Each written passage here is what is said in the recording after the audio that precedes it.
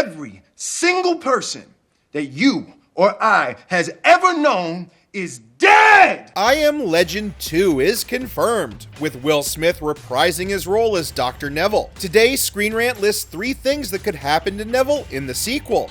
Rant, if you're real, you better tell me right now! If you're real, you better tell me right now!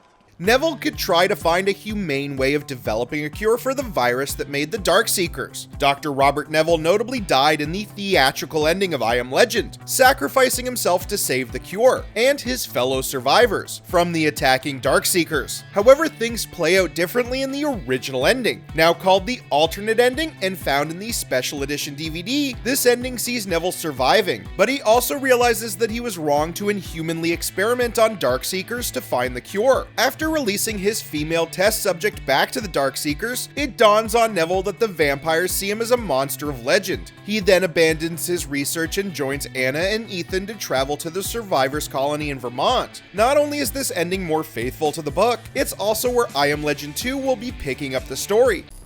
Although Neville abandoned his research, he can't just let his knowledge of the virus go to waste. It's likely that Neville will seek out a way to continue his work in a humane manner. Neville could also develop a way to communicate clearly with the Darkseekers. So far, he's the only person who's ever come close to doing this. The Darkseekers in the now canon ending of I Am Legend may not want to talk to Neville, but these vampires are present all over the world. In Neville's quest to redeem himself of his dark past, his redemption could be found by enlisting Darkseekers to develop a new cure. This could also form the basis of a new post-apocalyptic society, in which the surviving humans and Darkseekers won't always have to be at each other's throats.